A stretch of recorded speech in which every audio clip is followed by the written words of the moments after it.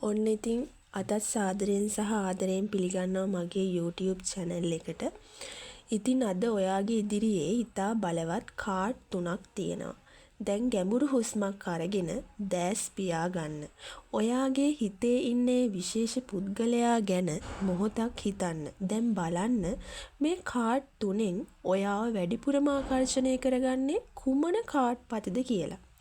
පළමු කාඩ් පත වෙන්න පුළුවන්, දෙවන කාඩ් පත වෙන්න පුළුවන්, තුන්වන කාඩ් පත වෙන්න පුළුවන්.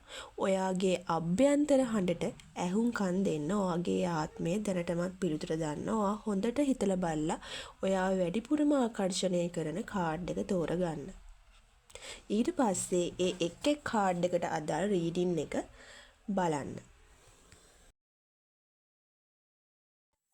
රීඩින් එක ස්ටාර්ට් කරන්න කලින් මම කලින්ම කියන්න ඕනේ මේක ආදරය සම්බන්ධ රීඩින් එකක්.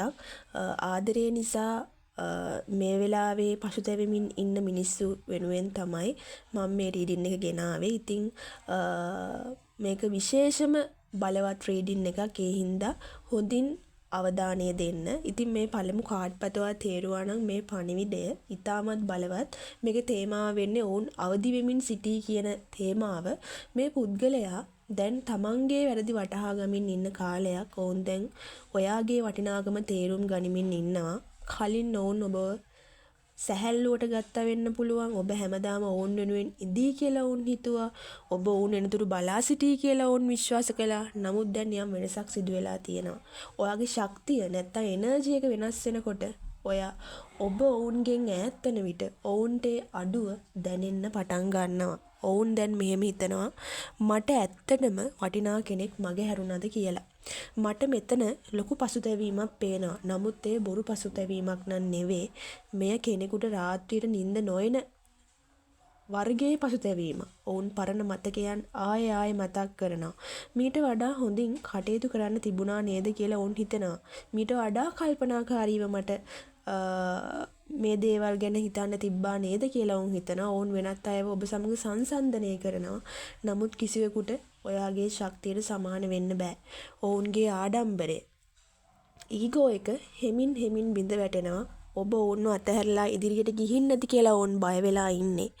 ඔවුන්ට නැවත එන්න ඕන වුණත් ඔබව අමතන්නේ කොහොමද කියලා ඔවුන් දන්නේ නැහැ. ඔබ අමතර නිහඬතාවයක් තියෙනවා නම් ඔයා මේ වෙලාවේ නිහඬව ඉන්නවා නම් ඒ ඔවුන් නිවැරදිව කතා කරන්නේ කොහොමද කියලා සූදානම් වෙන නිසායි ආයෙත් වරක් වැරද්දක් නොකරන්න ඔවුන්ට ඕනේ.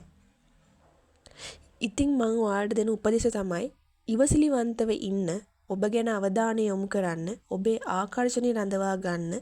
මේ පුද්ගලයා නැවත එන්නේ වඩාත් බුද්ධිමත් කෙනෙක් විදිහටයි. මම අනිවාර්යෙන්ම මේක ස්ථිරවම කියනවා මේ පුද්ගලයා එන්නේ වඩාත් බුද්ධිමත් කෙනෙක් විදිහට. ඉතින් ඉවසිලිවන්ත වෙන්න ඔයාගෙන අවධානය යොමු කරන්න, ඔයාගේ ආකර්ෂණය රඳවා ගන්න. ඔයා දෙවන කාඩ් පත තේරුවා නම් මේකේ තේමාව වෙන්නේ ඔවුන් හැඟීම් සංගවනවා. මේ පුද්ගලයා තමන්ගේ දැඩි හැඟීම් ඔයාගෙන් හංගන්න උත්සාහ කරනවා. පිටතින් බලනකොට ඔවුන්ට කිසිම ගාණක්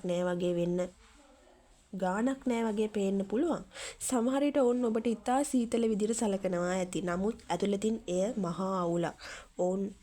ඔවුන්ට ඔබ ගැන ඊර්ෂ්‍යාවක් දැනෙනවා. ඔබ කතා කරන්නේ කාටද කියලා ඔවුන් හොයලා බලනවා. ඔබ වෙනත් කෙනෙක්ව තෝරාගන්නේ කියලා ඔවුන් බය වෙලා ඉන්නේ.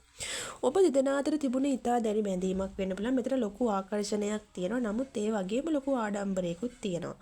මේ පුද්ගලයා තමන්ගේ පාලනය අත්හරින්න අකමැති. තමන් දුර්වලයි කියලා පෙන්වන්න ඔවුන් කැමති නෑ. ඒ නිසා ආදරය ප්‍රකාශ කරනවා වෙනුවට ඔවුන් නිහඬව ඉන්නවා. සමාව ගන්නවා වෙනුවට ඔවුන් වෙනත් වැඩවලට අවධානය යොමු කරනවා.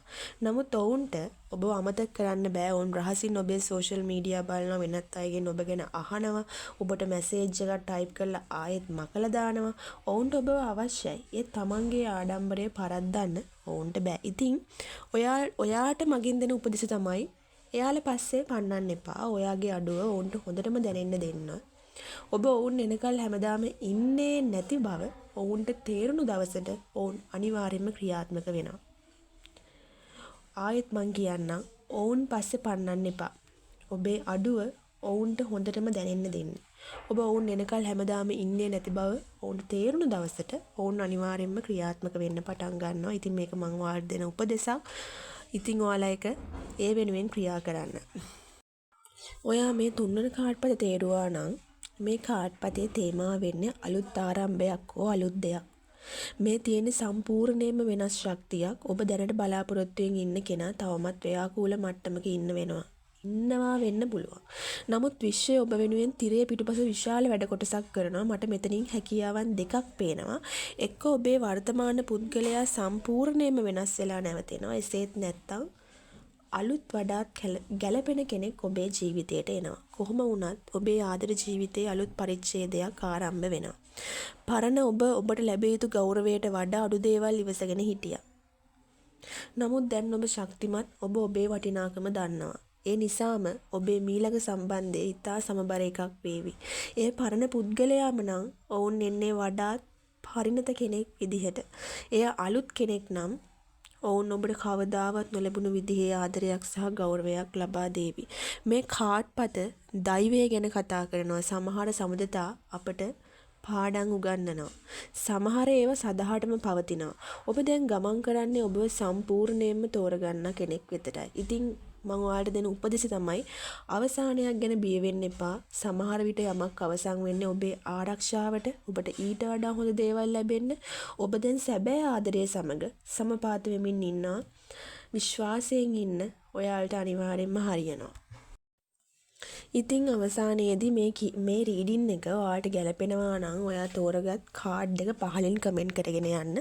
මේ වගේ තවත් වීඩියෝ බලන්න අපේ channel එක like කරලා subscribe කරන්න. මතක තියාගන්න ඔබ ප්‍රතික්ෂේප වී නැත. ඔබව නිවැරදි මාවතට යොමු කර ඇත. විශ්වය යම් දෙයක් ඔබේ ජීවිතයෙන් ඉවත් කරන්න ඊට වඩා හොඳ දෙයක් ලබා දීමටයි. ඉතින් ඊළඟ රීඩින් එකෙන් නැවත එනතුරු ඔයාලා සතුටින් ආදරයෙන් පරිස්සමෙන් ඉන්න. ස්තුතියි.